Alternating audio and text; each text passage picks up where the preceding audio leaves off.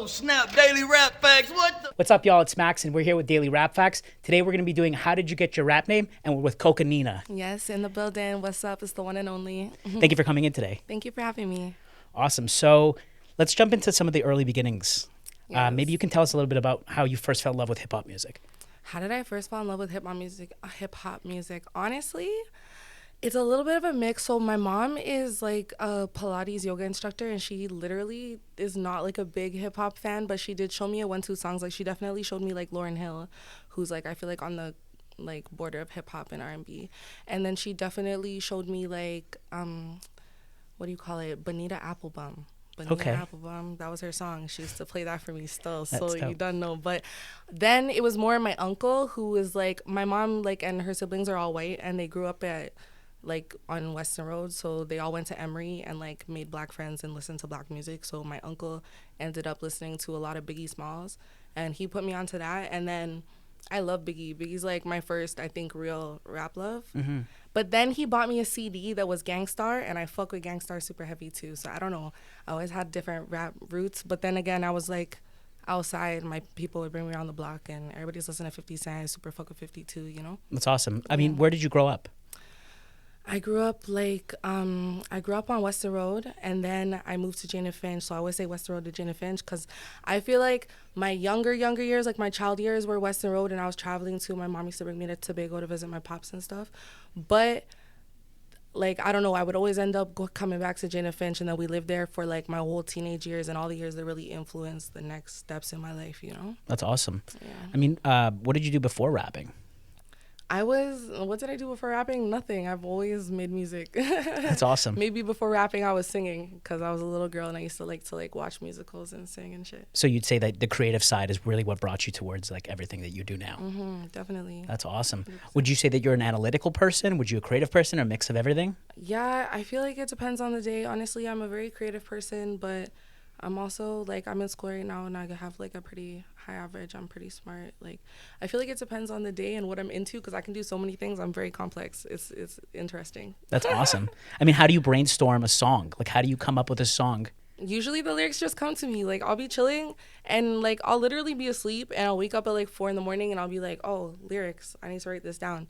And then I do that because it happens. But then other times I'll go to the studio and my manager will just play a beat, my manager / audio engineer, and we'll just roll to it and then we'll fuck with it and then boom, 15 minutes later there's a song, you know? That's awesome. I mean, today's podcast is actually sponsored by Stu Finder. So if you're ever looking for a studio, check out Stu Finder. It's an awesome place to find studios. You know what? I actually exclusively record at Abstract. That's awesome. Yeah, me and Ante go way back. He's like, when I was having like tough times in the industry and shit, I met him and it was just perfect timing, perfect place. Now him, Ante, Melissa, that's squad, and yeah. You hear that? We need to get Abstract on Stu Finder.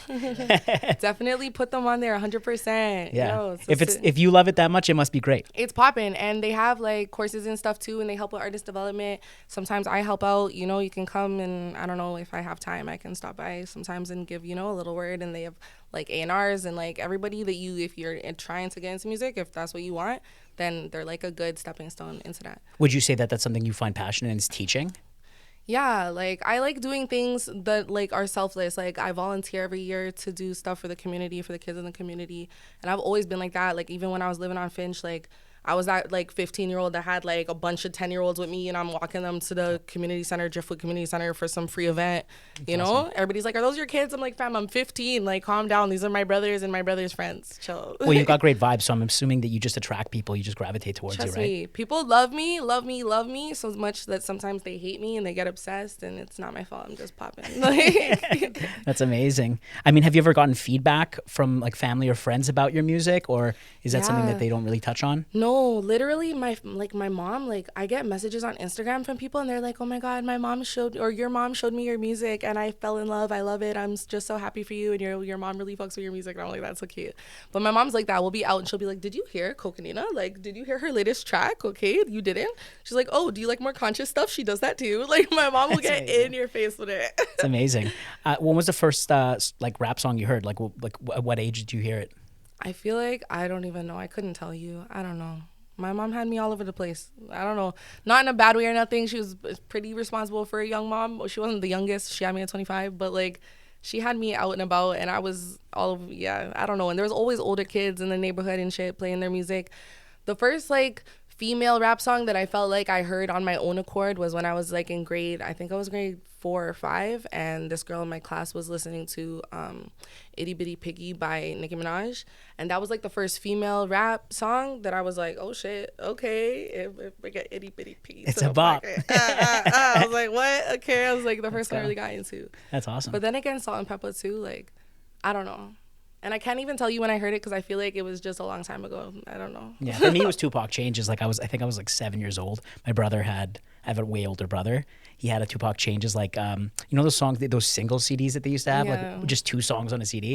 So it was like when you put that thing in there, you're just playing it back over and over and over again. Same track. Yeah, that's a good song too. That's a good song. It's huge.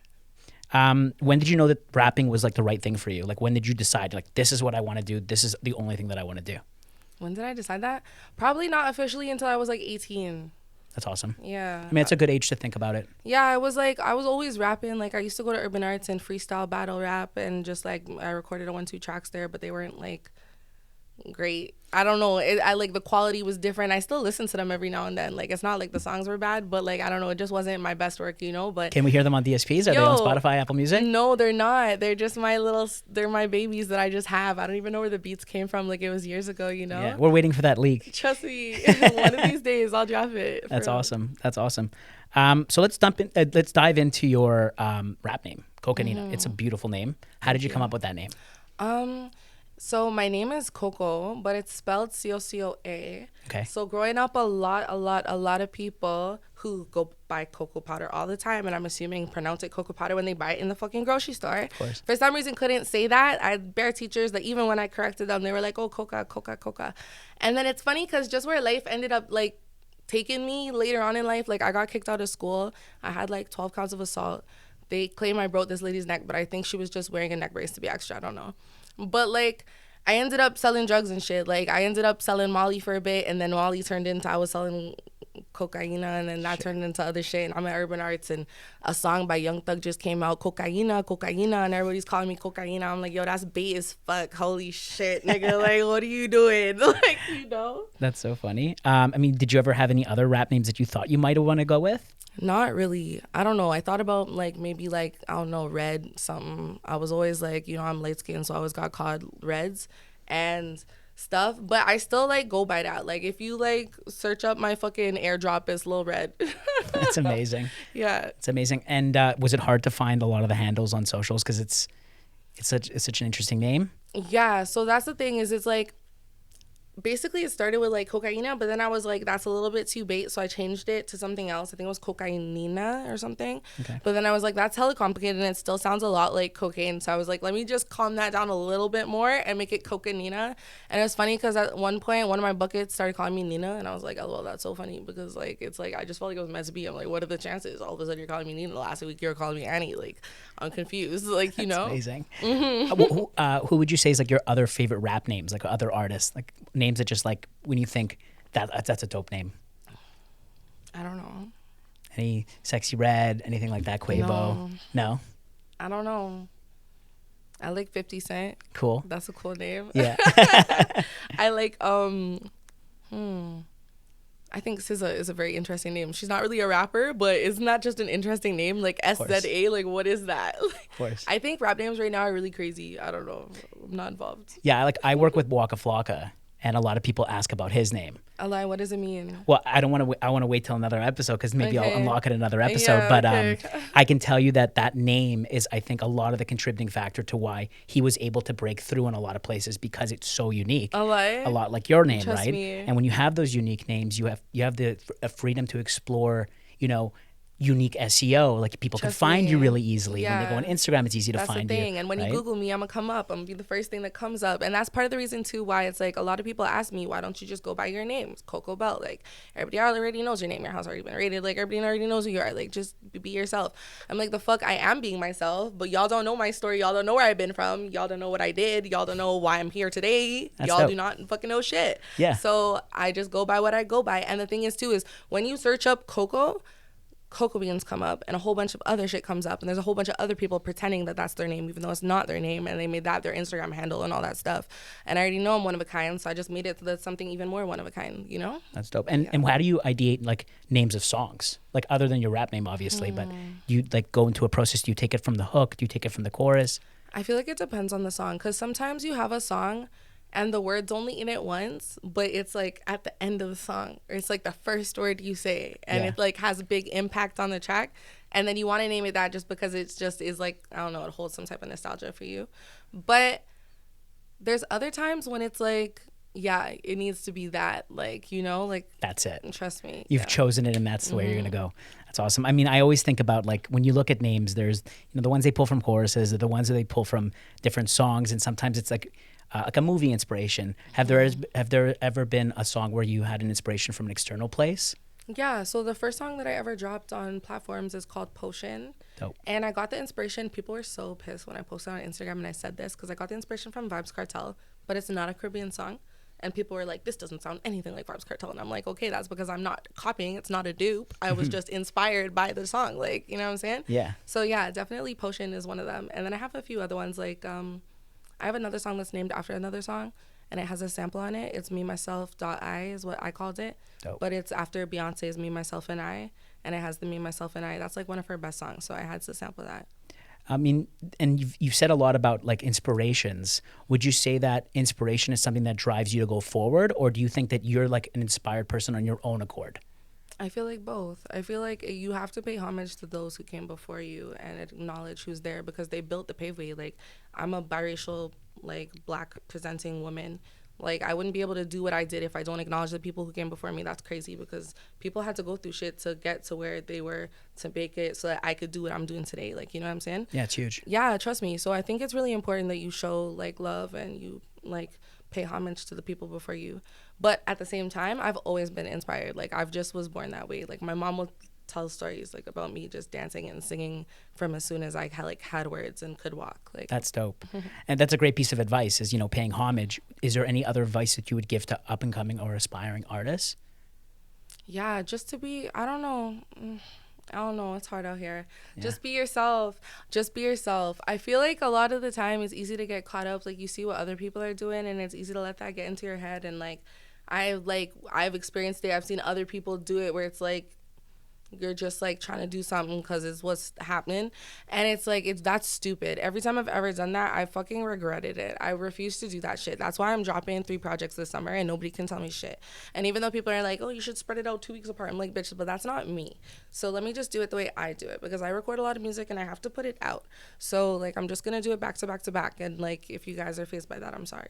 What's the vibe of the upcoming music? It's gonna be more Caribbean vibes. Okay. Yeah. Caravana? Yeah. Any premieres for Caravana? Yo, not really. I don't know. I have to get into it. Honestly, I've been so consumed with everything that's been going on in my life. I'm just like trying to put my music out, and then I have like drama. But as soon as this is over, then I'm just fucking game time focused. A lot of your songs are really like bops, like they're club bops. Like they're something you turn up at the club too.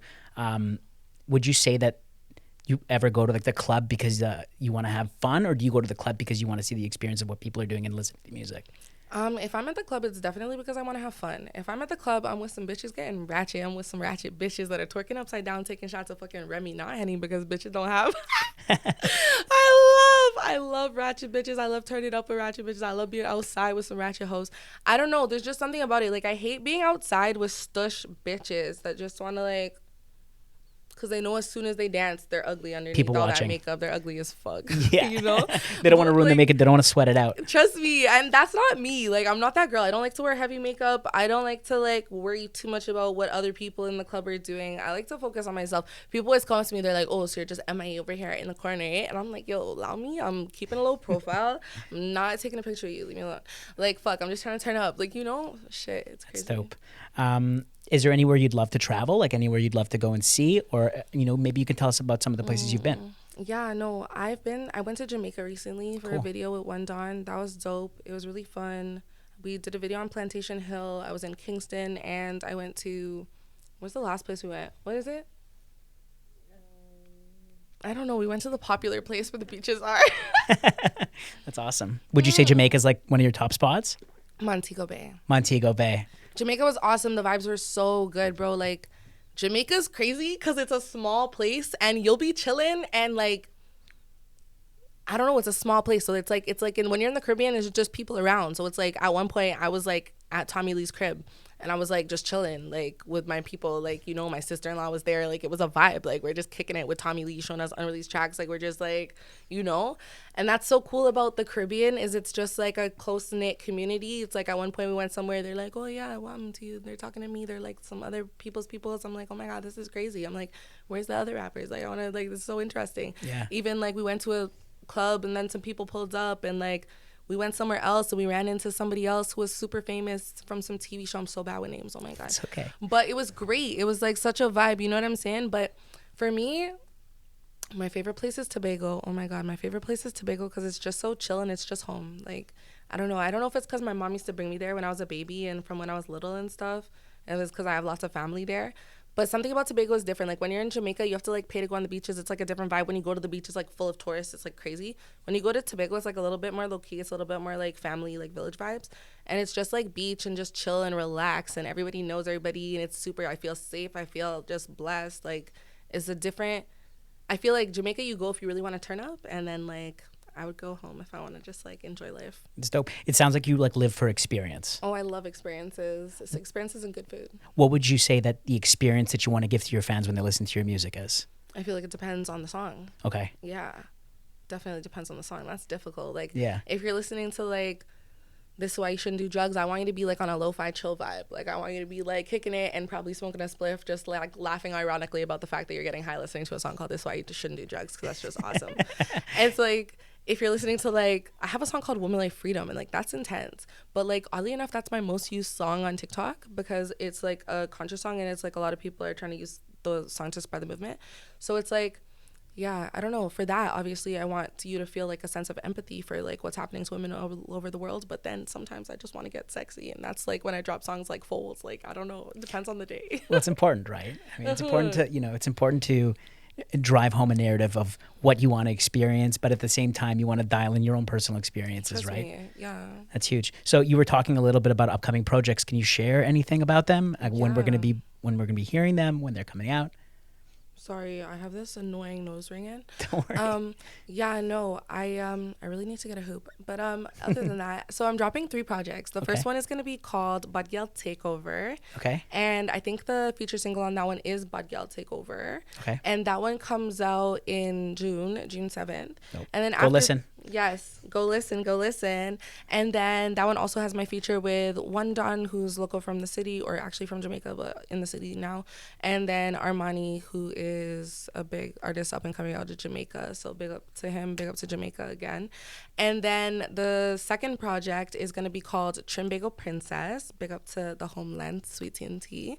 And then the third project is going to be called Skatta's Daughter, actually. Amazing. And how can people find you?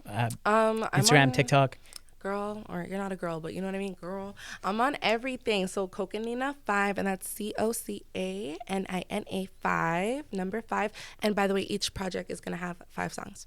That's awesome. Yeah. Okay, great. Well, I'm looking forward to it. Yes, look forward to it. And you know, the fans, I'm sure, are looking forward to it as well. Yes. So thank you for coming in today. Thank you for Thank you having for sharing me. as much as you could. And hopefully you come back soon. Yes, for sure. Thanks Thank again. you. Good night. Hey, what's up? I'm Cocanina. You're watching Daily Rap Facts, and this is how I got my rap name. This episode is sponsored by Stu Finder. Find and book recording studios on the Stu Finder app.